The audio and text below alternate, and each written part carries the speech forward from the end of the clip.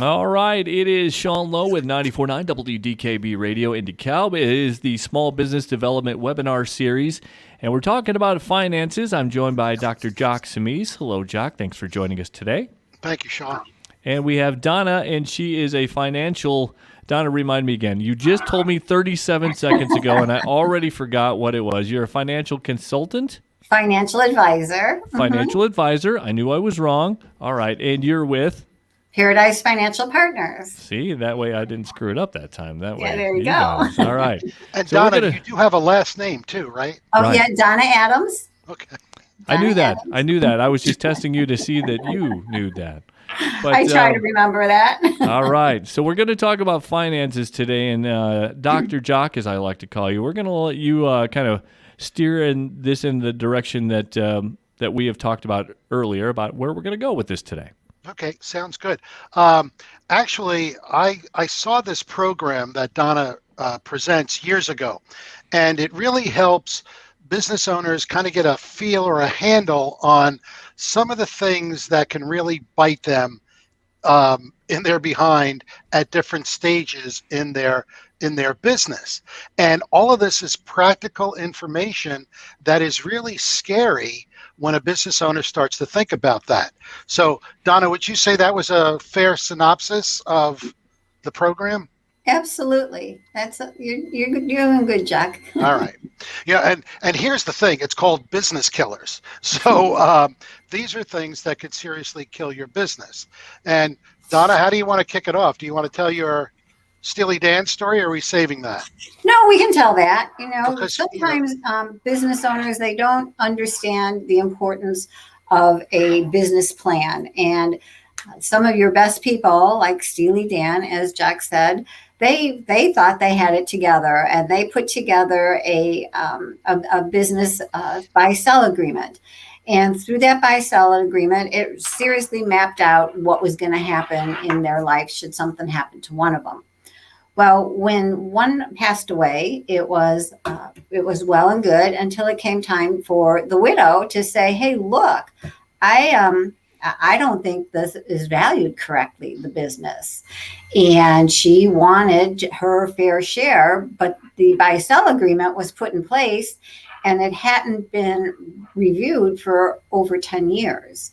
And so because of that, the valuation of the company was very, very incorrect, and they wound up in courts trying to solve the value of the company. And that happens quite often in our business. And I realize that, Steely Dan is a big corporation, but you don't have to be a big corporation to have those concerns. I mean, those concerns are there with businesses all the time. There's a local business in town here that it was a tire shop, and he worked in the tire shop. And when his dad passed away, he felt that business was his, and there was nothing in place, and they closed the shop. And it's just the siblings and him don't even talk anymore. So you don't want to see that happen in your life, especially when you're close to your family, because it will destroy your family if you don't have the proper documents in place. So Donna, that's one example. So a buy-sell agreement is an agreement between business partners, or who's involved in a buy-sell agreement? The buy-sell agreement is involved with the business partners. And what it is, it's an agreement that maps out what happens should one of the partners die and how that business gets split up. And sometimes it's a family business, and you want the children to be part of that. But other times it's the partners. And so if you've got a partner and your partner passes away, and all of a sudden your partner's wife comes in and says, "Hey, look, I want my half of the business." And if you don't have a buy-sell agreement in place, what are you going to do? Because she has the right to that business, and she could put anybody she wants in that position as the new partner because she owns half of that business. And with a buy-sell agreement, that it maps it all out on what you're going to do should something happen to one of the partners. And it's key also because when you've got these buy-sell agreements in place and it's a family-owned business, what happens is you've got children that work the business, that really believe that that business is theirs because they've helped dad through thick and thin all the way through. But you've got another one who's a golfer or a bowler or whatever and wants no interest in the business. Well, if your dad passes away and all of a sudden the child that's been working that business feels that it's his, the other child has the right to come in and say, hey, but look, I'm part of this family too, and I deserve half the business. And if you've got to have those documents in place, and they have to be funded properly so that the sibling who wants the business can buy out the other sibling without having to close the business. So with the Steely Dan example, you mentioned that the buy-sell agreement that the widow didn't believe that the value was correct. Mm-hmm. So how does that valuation happen of the business? Well, you need to have a valuation complete, and it's not hard to do. You just have to find somebody that does it. And once you start working with someone that can pull that valuation together for you, and they need documents, they need tax returns, they need income statements, they need profit and loss statements and things like that.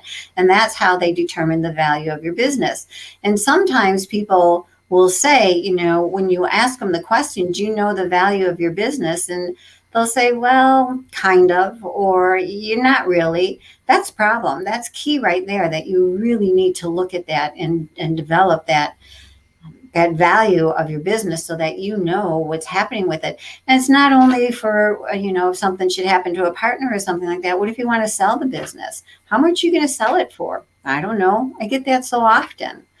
So it's really important to have your business valuation complete. It can be very expensive, and it can be, a smaller type of valuation that's not as expensive. And you have the choice to choose which way you want to go with it. And I'm assuming that a lawyer should be involved in this also especially if it's with the buy-sell agreement, or can they do that on their own? The valuation should be done by a professional. There is software out there, and you can do it on your own if you can find the software.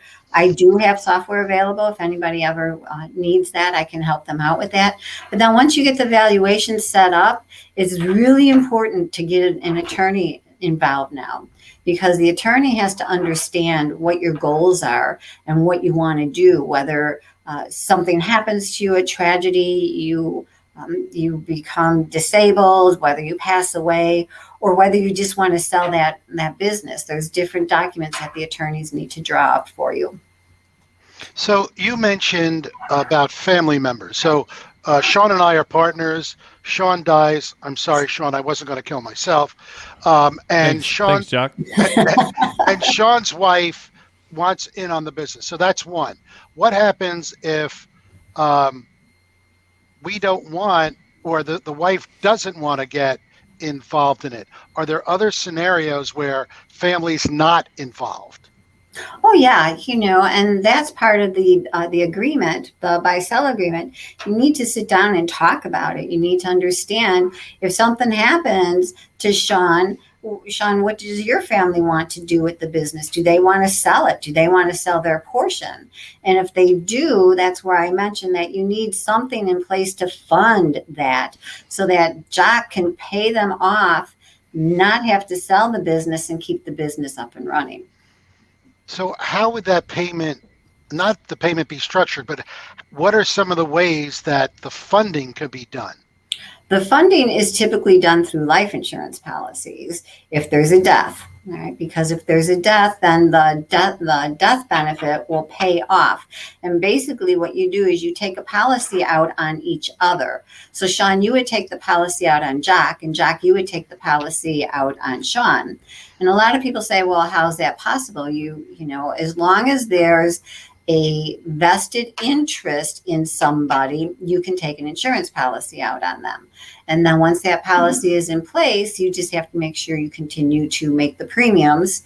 And should something happen, then the death benefit pays out, which is really nice, because typically when the death benefit passes on, there's no tax consequences either. So you're paying the recipient of the money, the full amount. So if your business was valued at $100,000, you buy a $100,000 death benefit policy, transfers to the people that you want to pay off so that you can own the business, and they don't have to worry about the taxes coming through because it was a death benefit. How is this different than a key man insurance policy, Donna? Key man insurance policies come through the same way. I mean, they're also involved with life insurance policies. And should your key man pass away, then the owner of the company would get the death benefit to be able to help him compensate with the cost of training a new person, finding a new person, the lost revenue if that new person was your top salesman. So it gives you a little bit of a cushion while you're trying to get somebody out up to speed. But you can also use a key man life insurance policy to keep your key people and incentivize them to stay with you. So you set up a document that says, okay, if you stay with me for this long, when you retire, I'm going to give you so much of this policy. Because if you use the correct policy, which is typically a whole life policy, if you use the correct life insurance policy, you can take the cash value out of it. So when that key person retires, you don't have to worry about him dying. You can start drawing some of the cash value off and giving him some retirement income. Okay. So what are some of the other pitfalls? So you mentioned if I die. What happens if Sean becomes disabled? And by the way, Sean, I'm sure Mike has a big policy on you because of all the things that you do. There's probably millions and millions of dollars there. I'm writing all this down right now, so Okay. I just want to make sure I know what's going on right here. So what about disability? I mean, if Sean can't do his job anymore, I don't want him around, and I'm not going to give his family anything because he's not functioning the way he should. What happens there during a disability idea? Okay, so in a disability situation, if you're the business owner and you got a key employee or you have a partner that becomes disabled, you need to have a disability policy in place so that, number one, the employee that's become disabled is getting income, and that you don't have to worry about that income coming in. And it also will help you as the owner understand that you don't have to, continue to pay this person while they're being disabled. But there's other things that you can put in place. Again, you can use the life insurance policies for the owner's own protection, because you can start drawing off that cash value while the disabled employee is out of work, and he can survive and supplement the income that employee would be bringing in for him. The key here is to be careful if you're a business owner, because typically the business owners, if they become disabled, they want to pay themselves because they still have their family that they want to take care of and their bills. And so they'll just continue to pay themselves a salary out of the business and not have a disability insurance policy put in place for themselves. And that, when you do that, you set a precedence. So by that, I mean, you just paid yourself and you're setting the precedence. The employee that becomes disabled can come back at you and say, hey, look, you've been paying yourself while you're disabled. I'm disabled too. Say both of you got into the car accident going off to a sales call. I'm disabled too. You need to pay me because there's no disability insurance in the picture. So you've just set that precedence that you are going to have to pay your employee now because you're paying yourself. And that can be resolved very easily by a document that's drawn up. And it's called a business disability document that basically says, I am going to carve out who I'm going to pay disability income to without having a disability policy should they become disabled. So now that protects you because you've got that document in place stating that it's just these employees that I will take care of. Otherwise, the employee, number one, should go out on his own and get their own disability insurance or individual insurance, or maybe the employer might want to offer group disability insurance, which is really helpful. So, what are some of the other business killers that you talk about? Well, there's a lot of business killers that we talk about. The most important one that we're seeing a lot of right now is employee retention. Okay, so we're having people are having a hard time keeping employees right now because of the subsidies that are available to them. They either don't want to come back to work, or they're concerned because they're concerned, or they're losing employees because they know that they can go on to these subsidies. So how do you work on that? What do you do? How do you keep employees so that even if we weren't having a hard time finding employees right now, how do you keep the current employees you have? And that's key because again, I'll go back to the tire company that had to sell. They did reopen, and they could not keep their employees. And they came to us and said, "What's going on? Why can't we keep our employees?" And we suggested that they come to the Business Killers presentation, and they did. And they saw why they couldn't keep their employees. It's because the competitors were offering their employees more money. And the big box ones, your big dealers and things like that. So the small little company couldn't match the wages. So we helped them retain their employees by putting employee benefit packages together. We put in health insurance, we put in life insurance, we put in 401k.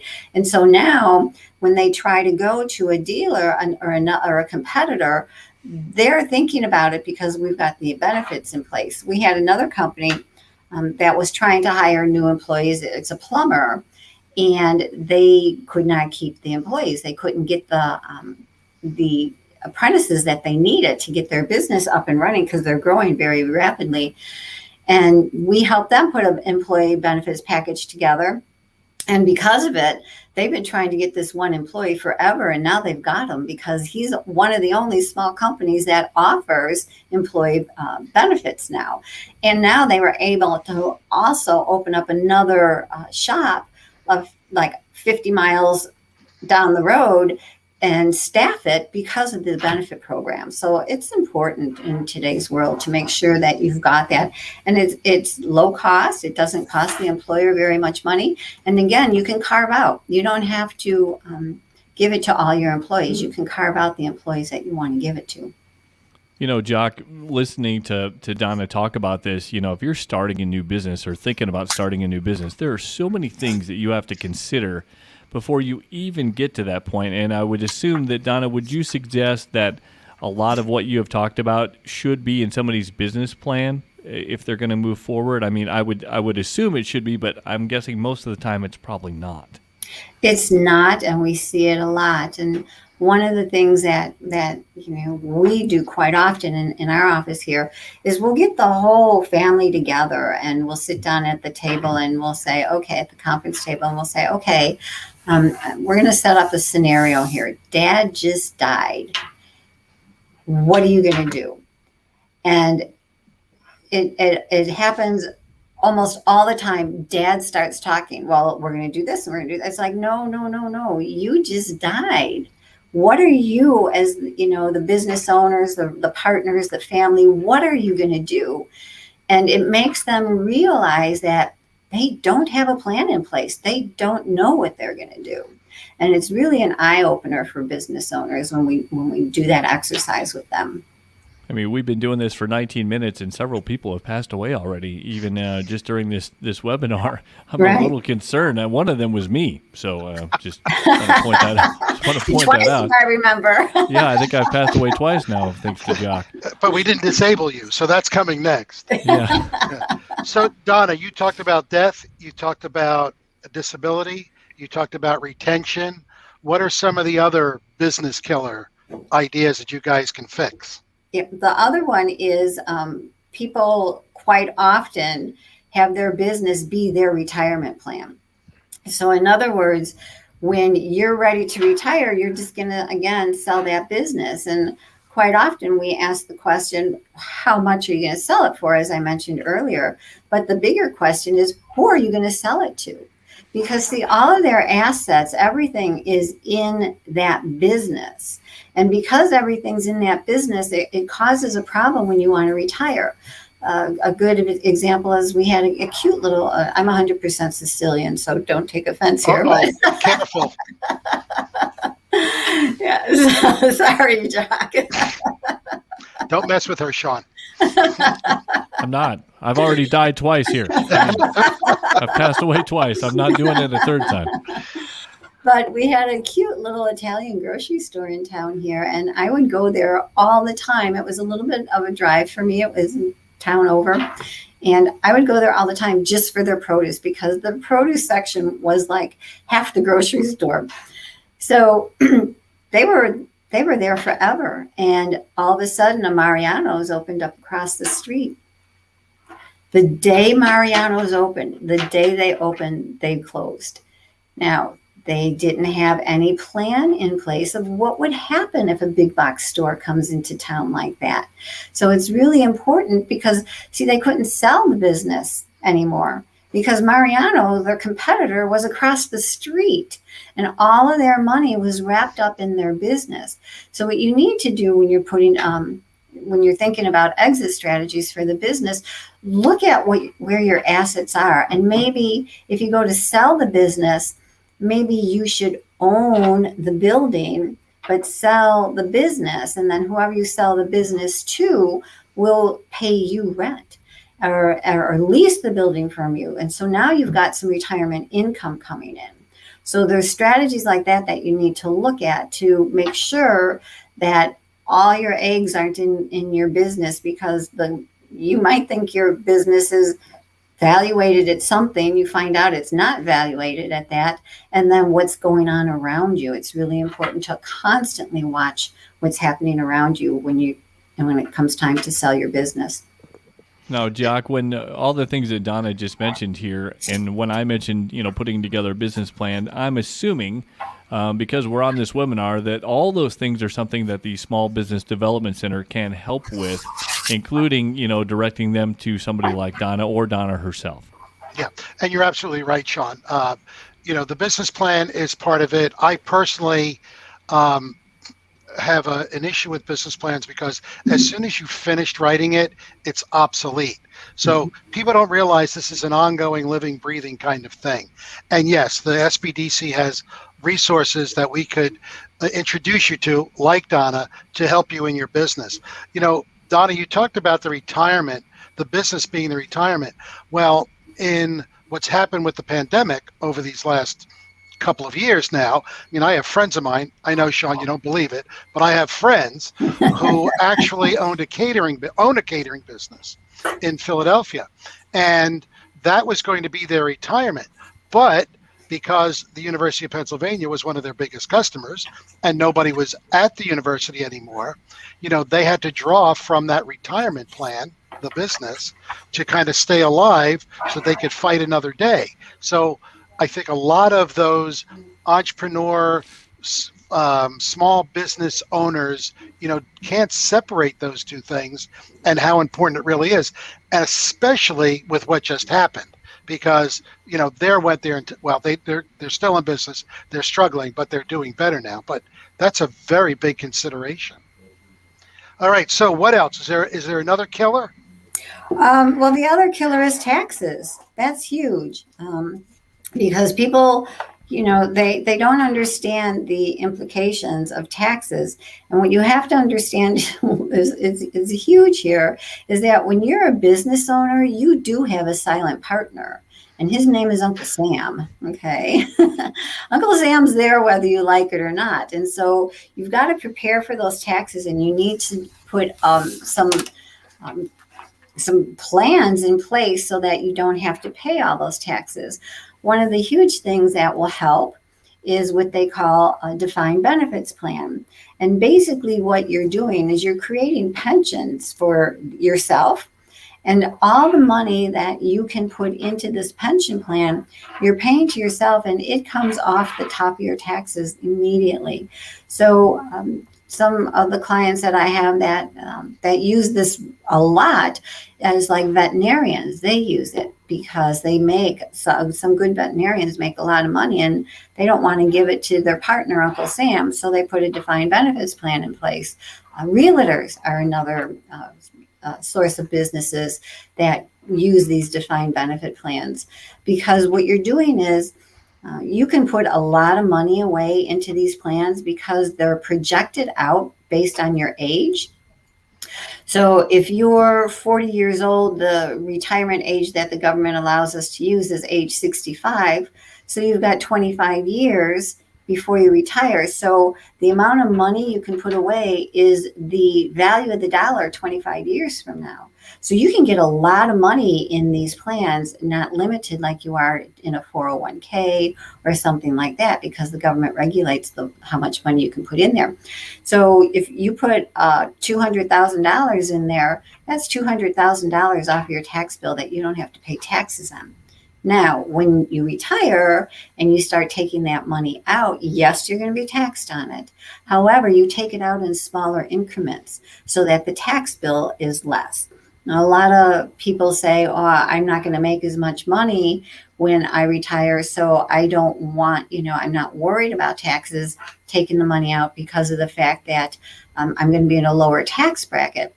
Well, that's why I don't know about you, but I want to make as much money or more money when I'm retired. I don't want to change my lifestyle, but you can get all this money in there and then just take enough out to keep you in the lifestyle that you want to live and not have to pay taxes on the whole lump sum taking it out. So year over year over year, you might get, $500,000, $600,000, $700,000 in there. Just take out what you need for your income.